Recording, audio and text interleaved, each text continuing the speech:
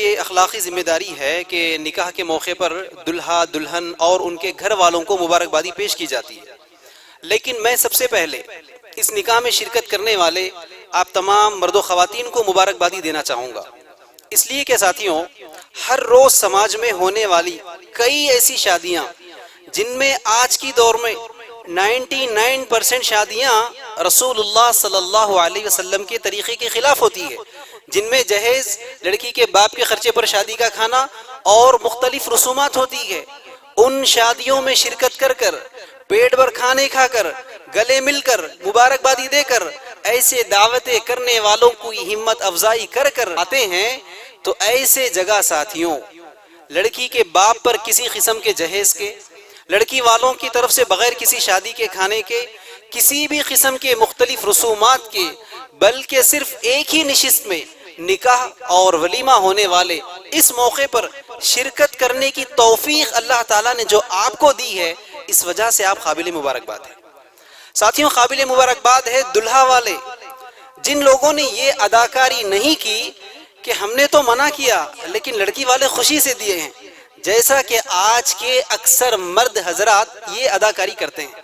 آپ کتنے جگہ نہیں دیکھتے، کتنے نوجوان ہیں، کتنے لڑکے والے ہیں جو دھوم دھام سے شادیاں کرتے ہیں، مرضی کے مطابق شادیاں کرتے ہیں، سینکڑوں کی دعوتیں کرتے ہیں، لڑکی والوں کے پاس سے خوب جہیز وصول کر لیتے ہیں، خوب شادی کے کھانے وصول کر لیتے ہیں۔ پھر جا کر آپ پوچھو بھائی ایسا کیوں کیا آپ نے، تو کیا کہتے وہ؟ نہیں وہ لوگ خوشی سے دے دیے، نہیں وہ ان کے ارمان تھے، نہیں وہ لوگ نہیں مان رہے تھے، نہیں وہ لوگ ضد کر رہے تھے، ان کی چھوٹی بیٹی تھی، نہیں ان کی گھر کی پہلی شادی تھی۔ ایسے اداکاریاں نہیں دیکھ رہے آپ؟ تو ایسے اداکاریوں کو چھوڑ کر، کسی بھی قسم کے ڈرامے کے بغیر، ایک سچا مرد مجاہد ہو کر، ایک سچا مومن ہو کر، جس لڑکے نے آج آپ کے سامنے رسول اللہ صلی اللہ علیہ وسلم کی سنت کو زندہ کیا ہے، اس وجہ سے وہ قابل مبارکباد ہے۔ ساتھیوں، قابل مبارکباد ہے دلہن والے، جن لوگوں نے لوگ کیا کہیں گے کہ اس خوف میں پڑھ کر رسول اللہ صلی اللہ علیہ وسلم کی اس سنت کو ٹوٹنے نہ دیا۔ چونکہ آج سماج میں آپ دیکھتے ہیں کچھ لڑکے ایسے بھی ہیں جو چاہتے ہیں کہ ان کی شادی سنت پر ہو، کچھ لڑکے ایسے بھی ہیں جو چاہتے ہیں کہ ان کی شادی میں کوئی جہیز، کوئی شادی کا کھانا، کوئی رسومات نہ ہو، لیکن لڑکی والے نہیں چاہتے۔ لڑکے کے لاکھ چاہنے کے باوجود بھی لڑکی والے نہیں چاہتے کہ شادی سنت پر ہو۔ بالخصوص لڑکی کی مائیں، لڑکی کی نانیاں، لڑکی کی دادیاں، یعنی گھر کی جو خواتین ہوتی ہے، یہ تو ہرگز ہی نہیں چاہتی کہ لڑکی کی شادی سنت پر ہو۔ کیوں؟ لوگ کیا کہیں گے، رشتہ دار کیا کہیں گے، جھٹانی کیا کہے گی، دیورانی کیا کہے گی، یہ خوف ان کے دلوں میں بیٹھا ہوا ہوتا ہے۔ اسی خوف کی وجہ سے ساتھیوں، آج مردوں کے لاکھ چاہنے کے باوجود بھی بات جب شادی کی آتی ہے تو آپ دیکھ لو گھروں کا حال کیا ہے۔ بات جب شادی کی آتی تو شادیوں میں مرد کی نہیں چلتی ہے بلکہ خواتین کی چلتی ہے۔ آپ دیکھتی بھی ہے یہ مرد حضرات جذباتی ہوتے ہیں، ایسے کئی خطبات سنتے ہیں، کئی تقریریں سنتے ہیں، خوب جذبات میں آتے ہیں، گھر جا کر بیگم سے کہتے ہیں کہ بیگم سن لو، آج میں نے فیصلہ کر لیا ہے کہ اپنے بیٹے کی شادی پوری سنت پہ کرنا ہے، کوئی لڑکی والوں سے جہیز لینا ہے، نہ کوئی شادی کا کھانا کھانا ہے، میں نے فیصلہ کر لیا پوری سنت پہ شادی کرنا ہے۔ کیا ہوتا ہے؟ بیگم گھور کے دیکھتی، پھر سوال کرتی، میرے باپ سے جب وصول کر رہے تھے تب آپ کو یہ سنت یاد نہیں آئی؟ میرے بھائیوں کو قرضوں میں مبتلا کر رہے تھے تب آپ کو یہ حدیثیں یاد نہیں آئی؟ چلو گھر کے باہر نکل جاؤ۔ اب اس کے بعد ہوتا کیا ہے؟ بیگم کی امامت میں سارے مرد حضرات مقتدی بن کر انہوں جیسا بولتے ویسے کرنے کی چکر میں آج دیکھ لو آپ ہماری شادیوں کے طریقے، ہمارے رسومات، ہاں ہماری سنتیں ہیں، داڑھی کے معاملے میں رسول اللہ کی سنت، رفع دین کے معاملے میں رسول اللہ کی سنت، آمین بالجہر کے معاملے میں رسول اللہ کی سنت، اس طرح ڈھیر ساری سنتوں کے معاملے میں رسول اللہ کی اطاعت تو ہوتی ہے، لیکن بات جب شادی کی آتی ہے نا تو سارے کے سارے لوگوں کے لیے معیار رسول اللہ کی سنت نہیں ہے بلکہ یہ لوگ ہیں، یہ سماج ہے، یہ سٹیٹس ہے، یہ معاملہ ہے۔ تو ایسے موقعوں پر ساتھیوں، لوگ کیا کہیں گے کہ اس نعرے کو دفن کر کے، سوسائٹی کیا کہیں گے، رشتہ دار کیا کہیں گے، ان نعروں کو چھوڑ کر خالص رسول اللہ صلی اللہ علیہ وسلم کی سنت کو زندہ کرنے کے لیے جس لڑکی والوں نے، جو دلہن والوں نے آپ کے سامنے کوشش کر کے دکھائی ہے، اس وجہ سے قابل مبارکباد ہے دلہن والے۔ اللہ کے رسول صلی اللہ علیہ وسلم کی 11 شادیاں آپ کی 4 صاحبزادیوں کی شادیاں، آپ کے تمام اصحاب کی شادیاں، جتنے نمونے دیکھنا ہے دیکھ لو، کسی بھی شادی میں لڑکی کے باپ سے سنگل 1 روپی خرچ کرنے کی اجازت چھوڑو، آپ کو ضعیف حدیث بھی نہیں ملتی۔ لیکن ساتھیوں غور کرو، اتنی بڑی سنت شادی کی، آج اس کو ہم نے دفن کر لیا ہے، اور شادی کا معاملہ آتے ہی ہر آدمی منمانی کرنے کی کوشش کرتا ہے۔ بلکہ یہی رسول اللہ صلی اللہ علیہ وسلم نے شادی کو اتنا آسان کر کے دکھا دیا ہے شادی کے معاملے میں، کہ آپ ایک سفر میں ہیں، ایک غزوے سے واپس لوٹ رہے ہیں، سفر کے دوران میں رسول اللہ کو شادی کرنی پڑتی ہے، آپ صفیہ رضی اللہ تعالیٰ عنہ سے نکاح کرتے ہیں، کہاں؟ سفر میں شادی کر رہے، اور صحابہ سے بلا کر کہتے ہیں کہ میں نے نکاح کی ہے، آپ اپنا اپنا توشہ لے کر آ جاؤ، میرا ولیمہ ہے۔ کوئی خرچہ تھا لڑکی کے باپ سے؟ کوئی جہیز تھا لڑکی کے باپ سے؟ کوئی تصور نہیں ملتا۔ آپ یہی رسول اللہ صلی اللہ علیہ وسلم کی بیٹیوں کی تاریخ دیکھ لو، اللہ کے رسول کی 4 بیٹیوں کی شادیاں، جن میں خصوصی طور پر چوتھی بیٹی اللہ کے رسول صلی اللہ علیہ وسلم کی لخت جگر تھی نا، جنت کی سردار تھی نا، فاطمہ رضی اللہ تعالیٰ عنہ کی شادی ہو رہی ہے، کس کے ساتھ؟ علی رضی اللہ تعالیٰ عنہ کے ساتھ۔ لیکن اس شادی میں بھی ساتھیوں رسول اللہ صلی اللہ علیہ وسلم نے کچھ خرچہ کیا، کچھ لوگوں کو جمع کیا، یا شادی کے کھانے کھلائے، یا کچھ جہیز دیا؟ کوئی روایت نہیں ملتی۔ آپ اسی طرح دیکھتے جاؤ اللہ کے رسول صلی اللہ علیہ وسلم کے صحابہ میں سب سے پہلے خلیفہ کون؟ ابو بکر صدیق رضی اللہ تعالیٰ عنہ۔ کون ابو بکر ہے؟ کوئی غریب صحابی نہیں تھے، مالدار صحابی تھے ابو بکر رضی اللہ تعالیٰ عنہ۔ اپنی بیٹی عائشہ رضی اللہ تعالیٰ عنہ کی شادی کرتے ہیں، کس کے ساتھ؟ امام الانبیاء اللہ کے رسول صلی اللہ علیہ وسلم کے ساتھ شادی کرتے ہیں ابو بکر رضی اللہ تعالیٰ عنہ، اپنی بیٹی عائشہ کی شادی کرتے ہیں۔ لیکن اس شادی میں بھی ابو بکر رضی اللہ تعالیٰ عنہ نے کچھ خرچ کیا شادی کے نام پر، لڑکی کے باپ ہونے کے ناطے کچھ جہیز دیا، یا لوگوں کو جمع کر کے شادی کے کھانے رکھے، فنکشن ہالز بک کروائے، یا ڈیرے دلوائے؟ کوئی روایت نہیں ملتی، جبکہ مالدار صحابی ہے، کوئی روایت نہیں ملتی آپ کو۔ لیکن آج کتنے لڑکی والے آپ کو نہیں ملتے جن کو اللہ نے تھوڑی سی دولت دے دیا، جن کو اللہ نے تھوڑی سی مال دے دی، تو کیا دلیل لے کر آتے وہ؟ ارے میری بیٹی بھائی میری خوشی کے لیے نہیں کر سکتے کیا بیٹی کی خوشی کے لیے نہیں کر سکتا؟ پوری دولت تو بیٹی کے لیے چاہنا۔ کیا آپ کی خوشی آپ کی بیٹی پر اتنی زیادہ ہے جتنی زیادہ ابو بکر کو اپنی بیٹی عائشہ سے نہیں تھی؟ نعوذ باللہ، سوچو آپ ایک مرتبہ۔ لیکن یہی ابو بکر صدیق رضی اللہ تعالیٰ عنہ ہیں، جنگ تبوک کے موقع پر اللہ کے رسول کے آواز دینے پر پوری جائیداد لے کر آتے ہیں اللہ کے راہ میں خرچ کرنے کے لیے، یہ ابو بکر صدیق ہے۔ لیکن آج جو ہم بیٹیوں کی دعوے کرنے والے، بیٹی کی خوشی پہ خرچ کرنے والے، آپ کے سامنے دین کا معاملہ آ جائے، آپ کے سامنے اسلام کے نام پر خرچ کرنے کا معاملہ آ جائے، جیب میں ہاتھ چلے جاتا ہے تو گول گھوم گھوم کر وہی 10 روپے کی نوٹ نکلتی ہے۔ لیکن وہ ابو بکر صدیق تھے جو اللہ کے رسول کے نام پر پورے جائیداد لٹا دیے، لیکن بیٹی عائشہ کی شادی میں سنگل 1 روپی کا خرچ کیا، کوئی روایت آج تک نہیں ملا۔ آپ دیکھ لو تاریخ میں عمر رضی اللہ تعالیٰ عنہ ہیں جن کو دوسرا خلیفہ مانا جاتا ہے، لیکن وہ عمر رضی اللہ تعالیٰ عنہ اپنی بیٹی حفصہ کی شادی کرتے ہیں۔ حفصہ رضی اللہ تعالیٰ عنہ کی شادی کس کے ساتھ؟ وہی رسول اللہ صلی اللہ علیہ وسلم کے ساتھ۔ لیکن حضرت عمر نے بھی اپنی بیٹی حفصہ کی شادی میں کچھ خرچ کیا، یا لوگوں کو جمع کیا، یا کھانے کھلوائے، یا رسومات کیے، یا جہیز دیے؟ کوئی روایت نہیں ملتی ساتھیوں آپ کو۔ بلکہ غور کرو اس بات پر، اللہ کے رسول صلی اللہ علیہ وسلم کے دور میں حضرت عبد الرحمن بن عوف رضی اللہ تعالیٰ عنہ، کون عبد الرحمن ہے؟ عبد الرحمن بن عوف یہ وہ صحابی تھے جن کو رسول اللہ صلی اللہ علیہ وسلم نے دنیا ہی میں جنت کی بشارت دے دی۔ دنیا میں میرے کو آپ کو گارنٹی نہیں ہے کہ ہم جنت میں جائیں گے، لیکن عبد الرحمن بن عوف رضی اللہ تعالیٰ عنہ کو رسول اللہ نے گارنٹی دی تھی کہ تم جنت میں جاؤ گے۔ لیکن وہ عبد الرحمن بن عوف شادی کرتے ہیں، کہاں ہے عبد الرحمن؟ مدینے میں۔ رسول اللہ کہاں ہے؟ مدینے میں۔ اللہ کے رسول کو دعوت نہیں ملتی، دعوت تو چھوڑو ساتھیوں، انفارمیشن تک نہیں تھی رسول اللہ کو کہ میرے صحابی عبد الرحمن کی شادی ہونے والی ہے۔ اتنا آسان تھا نکاح اسلام میں، شادی اتنا آسان تھا دین اسلام کے اندر، پتہ نہیں چلتا کسی کو، اتنا آسانی سے شادی کی جاتی ہے۔ لیکن آج ہمارا معاملہ، اگر شادی کرنا تو دلہن ملنا کتنا بڑا مسئلہ ہے آج کے دور میں، اس سے بڑا مسئلہ پورا اہل خاندان جمع ہو جانا، اس سے بڑا مسئلہ دبئی میں ہے سو بہن بھائی آ جانا، ممبئی میں ہے سو پورے خاندان والے آ جانا، کرنول میں ہے سو پورا رشتہ دار آ جانا، یہ معاملہ ہمارا۔ جب تک کہ پورا اہل خاندان جمع نہیں ہوتا، جب تک کہ سارے دوستوں کو، سارے رشتہ داروں کو، سارے کولیگز کو، سارے پارٹنرز کو جمع کرنا جب تک نہیں ہوتا، اس وقت شادی کی تاریخ تک نہیں ہوتی، یہ ہمارا معاملہ۔ لیکن رسول اللہ کا معاملہ، رشتہ طے ہو گیا، شادی ہو جانی ہے۔ اللہ کے رسول صلی اللہ علیہ وسلم اسی طرح مجلس میں بیٹھے ہوئے تھے، ایک مجلس میں، اتنے میں ایک صحابیہ آتی ہے، ایک صحابیہ، واقعہ غور کرنے کی ساتھی، آ کر کیا سوال کرتی، رسول اللہ سے سوال کرتی ہے، یا رسول اللہ میں آپ سے نکاح کرنا چاہتی ہوں۔ اللہ کے رسول خاموش ہو جاتے ہیں، یعنی رسول اللہ شادی کرنا نہیں چاہتے۔ اتنے میں ایک اور صحابی اٹھ کر سوال کرتے ہیں، یا رسول اللہ اگر آپ اجازت دیں تو میں نکاح کرنا چاہتا ہوں۔ اللہ کے رسول سوال کرتے ہیں، مہر میں دینے کے لیے کیا ہے؟ وہ کہتے ہیں میرے پاس کچھ نہیں ہے۔ رسول اللہ کہتے ہیں گھر میں جاؤ تلاش کر کے آؤ، شاید کہ کوئی لوہے کی انگوٹھی ملے گی۔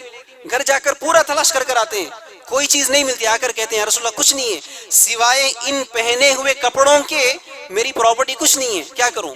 اللہ کے رسول کہتے ہیں جتنا قرآن یاد ہے اتنا قرآن اپنی بیگم کو سنا دینا، میں نے اس کو مہر بنا کر تمہارا نکاح پڑھا دیا، نکاح پڑھا دیتے ہیں۔ سوال یہ ہے ساتھیوں، ہماری طرح آج شادی کرنا تو لڑکے کو روزگاری لگنا، لڑکا کمانا اتنا بڑا مسئلہ نہیں ہے آج، کہ آج شادی کے لیے 5 لاکھ روپے جمع ہونا اہم ہے، ولیمے کے لیے 3 لاکھ روپے کا جمع ہونا اہم ہے۔ یہ جو آج ہم لوگوں نے بنا لیا، اس وجہ سے کیا ہو رہا ہے، کتنے نوجوان لڑکے ہیں جو شادی کی عمر پار کر چکے ہیں، زنا کر رہے ہیں، مستجنی کر رہے ہیں، والدین کو پتہ نہیں کیوں، والدین کو 5 لاکھ روپے چاہیے شادی کے لیے، بچی کی شادی کے لیے 5 لاکھ چاہیے، بچے کے ولیمے کے لیے 5 لاکھ چاہیے۔ لیکن رسول اللہ کی سنت بتاتی ہے کہ جس نشست میں، جو گیدرنگ میں میرج پروپوزل آیا تھا وہیں پہ شادی ہوئی، وہیں پہ شادی ہوئی۔ یہ سنت تھی رسول اللہ صلی اللہ علیہ وسلم کی، جس میں شادی کے لیے صرف لڑکا لڑکی کا ہونا، رضامندی کا ہونا، نقد مہر کا ادا کر دیا جانا اور ولی اور 2 گواہ کا ہونا شرط تھا۔ شادی میں پیسہ شرط نہیں تھا، جو آج ہم نے پیسہ شرط بنا لیا۔ اس شرط کی وجہ سے کیا ہو رہا ہے، سوائے 5% یا سوائے 10% جو ہمارے سوسائٹی میں مالدار ہیں، جن کو اللہ نے مال و دولت دے کر آزما رہا ہے، وہ چاہتے تو اس مال کو اللہ کی راہ میں خرچ کرتے، لیکن وہ کیا کرتے، اس مال کو اپنے بیٹے بیٹیوں کی شادیوں میں خرچ کر کر بقیہ 95% لوگوں کے لیے ایک نمونہ، ایک مثال قائم کرتے ہیں۔ اور یہی 5-10% لوگوں کو دیکھ کر آج 90-95% لوگ کیا کر رہے، سود پر قرضے لا کر شادیاں کر رہے، جائیداد کاروبار بیچ کر شادیاں کر رہے۔ ان سے بھی کم استطاعت والے لوگ کیا کر رہے ہیں، یہاں سے کتنی مرتبہ اعلان نہیں ہوا، ایک غریب لڑکی آئی ہے، چلتے چلتے مدد کرتے جاؤ۔ سوال آپ لوگوں سے ہے کہ کیا آپ نے کبھی سوچا کہ آپ کے بیٹے کی شادی میں جو جہیز آیا، جو پلنگ آیا، جو فرنیچر آیا، جو 500 مہمانوں کو لے جا کر آپ نے جو شادی کا کھانا کھلوایا، وہ بھیک تھا، بھیک جو جمعہ میں ادا کیا گیا تھا، وہ چندہ تھا جو جمعہ میں مانگا گیا تھا، یا وہ کاروبار تھا جو کسی کے بھائیوں کو ملنے والا تھا لیکن اس کو بیچا گیا اور شادی کیا گیا، یا تو وہ سودی قرض تھا جو سود پر پیسہ لا کر شادیاں کی گئی۔ آج نہیں دیکھ رہے آپ؟ لیکن ساتھیوں غور کرنے کی بات یہ ہے کہ رسول اللہ صلی اللہ علیہ وسلم کی اتنی ساری احادیث میں، اتنے سارے روایات میں دور دور تک شادی کے نام پر خرچے کا کوئی تصور نہیں ہے، چونکہ رسول اللہ صلی اللہ علیہ وسلم نے، بلکہ دین اسلام نے شادی کے نام پر بات غور کرنے کی ہے ساتھیوں، دین اسلام نے ٹوٹل شادی میں، ٹوٹل میرج میں خرچ کرنے کی اجازت، خرچ کرنے کے اختیار صرف 2 چیزوں میں دیے ہیں، اور وہ دونوں بھی لڑکے کے ذمے ہیں، لڑکی کے نہیں، یعنی دلہے کے ہیں، دلہن کے نہیں۔ پہلا خرچ نقد مہر، دوسرا خرچ ولیمہ۔ یہ دونوں خرچوں سے ہٹ کر تیسرا کوئی خرچ اسلام میں ہے ہی نہیں، نہ کوئی صحابہ سے، نہ کوئی نبی کی زندگی سے آپ بتا سکتے۔ لیکن ہمارے پاس کیا ہوا، وہ دونوں چیزوں کو دفن کر دیا جائے، چونکہ نقد مہر تو کوئی دیتا نہیں، اگر دینا بھی ہے تو اٹکے ہوئے رہتے 516 کے پاس یا تو 1116 کے پاس۔ نقد ولیمہ تو کوئی کرنا نہیں چاہتا، کیوں؟ ولیمہ کرنے کے لیے بھی لڑکی کا باپ 3 لاکھ روپے دے گا ان کو، انہوں جو جوڑا پہن کے آتے شادی کے لیے وہ بھی لڑکی کا آیا ہوا ہے۔ آپ نہیں دیکھ رہے ساتھیوں؟ سوال یہ ہے، سوال آج شادیوں میں آپ دیکھ رہے ہیں جتنی شادیاں ہو رہی ہے، بدقسمتی یہ ہے اتنی شادیاں ٹوٹ بھی رہی ہے نا۔ کتنے جھگڑے شادیوں میں نہیں ہو رہے؟ آپ نے کبھی غور کیا کیوں ایسا ہو رہا ہے، کیوں ہو رہا ہے؟ وجہ یہ ہے ساتھیوں، آپ اچھی طرح جانتے ہیں، اگر آپ کے ساتھ کوئی آدمی بزنس کرے، اس میں اگر آپ کا 20% شیئر ہو، آپ کے دوست کا 80% شیئر ہو، تو کاروبار میں کس کا چلے گا؟ 80% والے کا نا۔ ساتھیوں ایمانداری سے بتاؤ، آج کی شادیوں میں جہیز کون لا رہے؟ جہیز لڑکی والے، شادی کا کھانا کون لا رہے؟ لڑکی والے، پلنگ، فرنیچر، اسی طرح پلسر گاڑی، آپ کو شادی کا جوڑا کون لا رہے؟ لڑکی والے۔ 5 تولے سونا کون لا رہے؟ لڑکی والے۔ اب شادی کے بعد کس کا چلنا چاہیے؟ دلہن کا چلنا نا۔ انویسٹمنٹ ان کا ہے. اب پرابلم کیا ہے, اس وقت ہماری مائیں آ کر جھگڑا کر دیتی. ہماری مائیں, دیکھو بچہ ہمارا بگڑ گیا, بچہ بدل گیا, جورو کا غلام بن گیا, جورو جیسا بولا ویسے چل رہا. ہاؤ بھائی, کامن سینس سے سوچو نا, انویسٹمنٹ ان کا ہے, بچی والوں کا انویسٹمنٹ ہے. اگر تم چاہ رہے کہ آنے والی بہو تمہاری عزت کرے, آنے والی بہو تمہاری قدر کرے, آنے والی بہو تمہاری خدمت کرے, تو کیا کرو, بہو کو زیرو بجٹ پر لاؤ, بہو کو زیرو بجٹ پر لاؤ, بہو کے باپ پر سنگل 1 روپی کا خرچ ہوئے بغیر لاؤ. ورنہ یاد رکھو, وہ لڑکی کیسے بھولے گی جس لڑکی کو آپ کے بیٹے سے شادی کرنے کے لیے اس کے باپ کو 5 لاکھ خرچہ کرنا پڑا, اس لڑکی کو تمہارے سسرال میں آنے کے لیے اس کے بھائی کو 5 لاکھ کا سود پہ پیسہ لانا پڑا, یا اس کے گھر کو, کاروبار کو بیچنا پڑا. کیا وہ بھول جاتی؟ اس کو یاد نہیں رہتا شادی کے وقت اس کے ماں باپ کو کتنا تکلیف اٹھانا پڑا؟ وہ آنے کے بعد پورا بدلہ لیتی ہے. اسی لیے ساتھیوں, سنت پر اگر شادی کرو گے, اور سنت یہی ہے کہ لڑکی کے باپ پر سنگل 1 روپی کا خرچ نہیں ہے. اور شادی کے نام پر جو ہمارا ٹرینڈ بن چکا ہے کہ لوگ جمع ہونا, پورا اہل خاندان آنا, نہیں ہے ساتھیوں. اسلام میں, اسلام کا طریقہ یہ ہے کہ رشتہ دیکھنے کے لیے گئے, لڑکی پسند آ گئی, آج کے دور میں قاضی کو بلائے, شادی کر کے آئے, شام گھر واپس لوٹے, قریب ترین لوگوں کو بلا کر کہیں کہ بھائی ولیمہ ہے, گھر پہ آ جائیے, کھلا دیے پلا دیے, بس ختم. یہ اسلامی تصور ہے. صحابہ کی شادیاں ایسے ہی ہوئی, جتنے انبیاء تھے ان کی شادیاں ایسے ہی ہوئی. خود رسول اللہ صلی اللہ علیہ وسلم کی 11 شادیوں کی مثالیں دیکھو. کسی بھی شادی میں خرچ کرنے کا دور دور تک کوئی رواج نہیں ملتا ہے ساتھیوں. اگر آج کے دور میں بھی ساتھیوں ہم لوگ جس طرح دیگر تمام سنتوں کو اہم سمجھتے ہیں نا, ہر آدمی کے لیے ہر سنت اہم ہے. کسی کے لیے داڑھی کی سنت اہم ہے, کسی کے لیے رفع دین کی سنت اہم ہے. ہر آدمی کی پسند کی سنت اپنی جگہ ہے. لیکن سارے کے سارے لوگ اگر نکاح کی سنت کو اپنا پیمانہ بنا لیتے تو ساتھیوں ہم اس دنیا سے صرف سنت نکاح کے ذریعے سے, اس نکاح کی بابرکت محفلوں کے ذریعے سے اس دنیا سے غربت, افلاس, بے روزگاری, سودی قرض, جائیداد کا بکنا, لڑکی کی پیدائش کو منحوسی سمجھنا, مسلم لڑکیاں, کیا مسلمان لڑکیاں غیروں کے ساتھ بھاگنا, ان تمام لعنتوں کو آج کے دور میں ہم ختم کر سکتے ہیں صرف شادی کو مکمل سنت پر کر کے. بلکہ 85 کروڑ غیر مسلمان, 85 کروڑ نان مسلمز کو اسلام میں داخل کرنے کے لیے ایک بہترین مثال ہم قائم کر سکتے ہیں سنت نکاح کے ذریعے سے. چونکہ ہم سے زیادہ آج ایک غیر مسلمان مصیبت میں ہے, ہم سے بھی زیادہ ایک ہندو, ہم سے بھی زیادہ ایک غیر مسلمان بہت زیادہ سفر کر رہا ہے شادیوں کی وجہ سے. اگر اس کو پتا چل جائے یہ دین اسلام ہے, یہ محمد کی سنت ہے جس میں لڑکی کے باپ کا سنگل 1 روپی کا خرچ نہیں ہے, خول نہیں چاہیے ان کو, حدیث کی کتابیں نہیں چاہیے, ان کو عمل چاہیے. آپ کے گھر کے بازو رہنے والا کوئی ریڈی ہو, کوئی راؤ ہو, کوئی جوسف ہو, اس نے دیکھ لیا بھائی یہ صاحب جن کی 4 بیٹیاں ہیں لیکن ان کے ذہن پر کوئی خرچہ نہیں ہے, میں نے دیکھتے دیکھتے پہلی بیٹی کی شادی کر دی, دوسری, تیسری, چوتھی کی بھی اس نے شادی کر دی, نہ سنگل 1 روپی کا خرچہ کیا, نہ سنگل 1 روپی کا قرضہ لایا, نہ سنگل 1 کوئی پراپرٹی بیچی ہے. یار اس کا دین کتنا اچھا ہے, اس کا دھرم کتنا اچھا ہے. میں دیکھو میرے دھرم میں شادی کرنا تو کنیا دھان پہلے کرنا پڑتا ہے, بعد میں جا کر شادی کرنا پڑتا ہے. وہ آپ کے دین اسلام میں آتا تھا. لیکن افسوس کی بات ہے, افسوس نہیں شرمندگی کی بات ہے مسلمانوں کے لیے کہ آج یہی غیر مسلمان, یہی نان مسلمز ہماری شادیوں کو دیکھ کر ڈرتے ہیں. وہ کیا بولتا ہے شادیوں میں, آپ لوگ جتنا کھلاتے نا وہی ہم لوگ نہیں رکھ سکتے. نہیں سنتے آپ کتنے غیر مسلمان نہیں بولتے کھانے کا کیا ہے, کھانے کا تصور اسلام میں ہے ہی نہیں. دیکھ لو آپ دین اسلام میں لڑکی کے باپ پر شادی کے کھانے کا تصور ہی نہیں ہے جو آج ہم نے بنا لیا. ورنہ یاد رکھو اس بات کو, اللہ کے رسول صلی اللہ علیہ وسلم مہر کے تعلق سے کیا فرماتے ہیں, مہر معاف نہیں ہے, ادا کرنا ہی کرنا ہے, چاہے نقد مہر ادا کرو, یا حضرت علی نے جیسے اپنی زرہ بیچ کر مہر ادا کی تھی ویسے مہر ادا کرو, یا جس طرح اس صحابی نے کچھ بھی نہیں تھا تو قرآن سنا کر مہر ادا کیا ہے اسی طرح.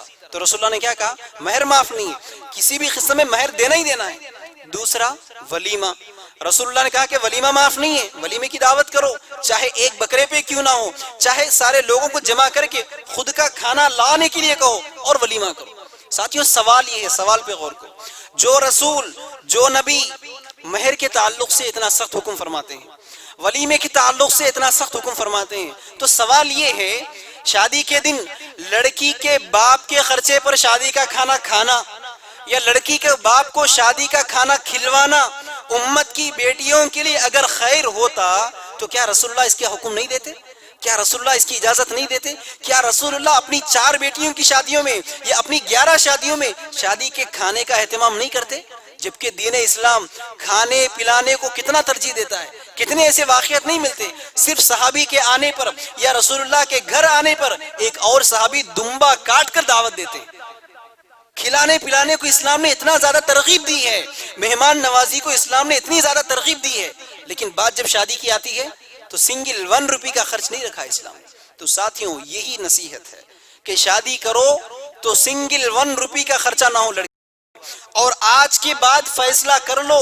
فیصلہ یہ نہیں کہ رشتہ طے پورا ہونے کے بعد جب ناٹکا کرنا کہ نہیں وہ بچی والے نہیں سن رہے، وہ ناٹک نہیں. اگر سچے مرد مومن ہو، اگر سچے مرد مجاہد ہو تو جب بات چیت ہوتی ہے شادی کی، بات چیت کے وقت ہی کہہ دو صاف سیدھا.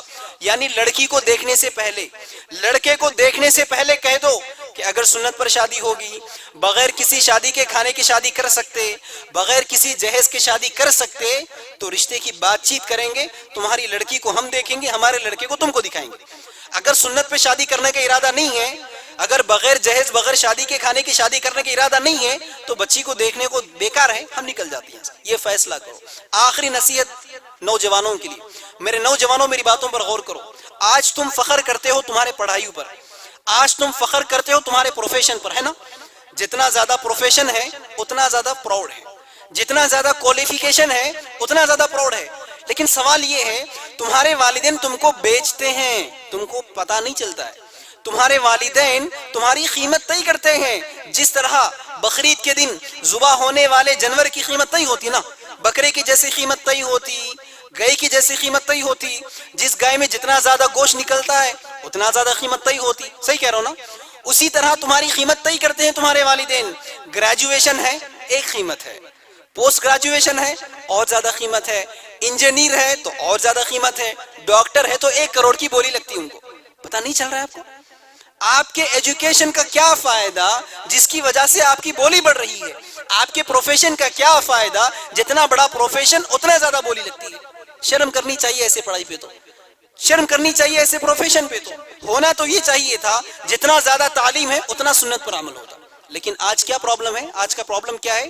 ایک جاہل جیسے شادی کرتا، ایک تعلیم یافتہ ویسی شادی کرتا ہے نا. ایک ان پڑھ جیسے شادی کر رہا ہے، ایک ایجوکیٹڈ ویسی شادی کر رہا ہے، ایک جاہل جیسے شادی کر رہا ہے، ایک عالم ویسی شادی کر رہا ہے. آپ دیکھ لو آج شادیوں میں کوئی فرق نہیں رہا ہے. سارے کے سارے لوگوں کی شادیوں کے طریقے ایک ہو چکے ہیں.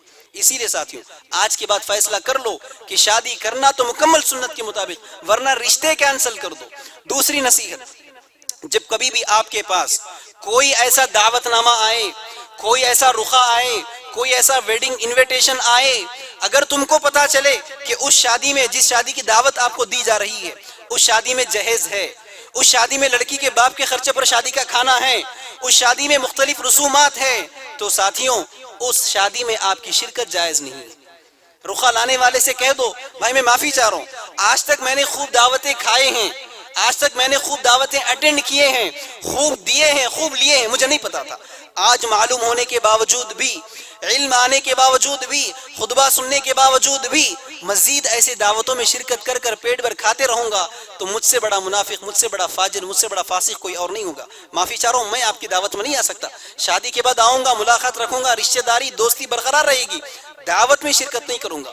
تو ایسے غیر اسلامی شادیاں جو لوگ رسول اللہ صلی اللہ علیہ وسلم کے طریقے کا بائیکاٹ کر کے سوسائٹی کے مطابق شادیاں کرتے ہیں، ایسی شادیوں میں آپ کی شرکت جائز نہیں ہے. ساتھیوں اللہ رب العالمین سے دعا ہے، اے پروردگارہ جو کچھ کہا اور جو کچھ سنا گیا ہے کہنے اور سننے والوں کو ان تمام باتوں پر عمل کرنے کی توفیق عطا فرما. جس طرح آج ایک دلہا دلہن تیرے بارگاہ میں ایک ہو رہے ہیں، جس طرح تیری سنت پر شادی کر رہے ہیں، اسی طرح ہم تمام کو بھی نمونہ بنا کر سنت پر شادی کرنے کی توفیق عطا فرما، بلکہ اس سے بھی اور آسان، اس سے بھی اور کم خرچے میں شادی کرنے کی توفیق عطا فرما. اے الہ العالمین جس طرح یہ لوگ، یہ نیا جوڑا آج تیری سنت پر شادی کی ہیں، اسی طرح ان کو پوری زندگی رسول اللہ صلی اللہ علیہ وسلم کی ہر چھوٹی سی چھوٹی سنت پر بھی مکمل عمل کرنے کی توفیق عطا فرما۔ ہم تمام کو جب تک اس دنیا میں زندہ رکھ صحیح اسلام پر عمل کرنے کی توفیق عطا فرما، جب خاتمہ ہو ایمان بالخیر ہونے کی توفیق عطا فرما۔ وآخر دعوانا الحمد للہ رب العالمین۔ بارک اللہ لک و بارک علیک و جمع بینکما فی خیر۔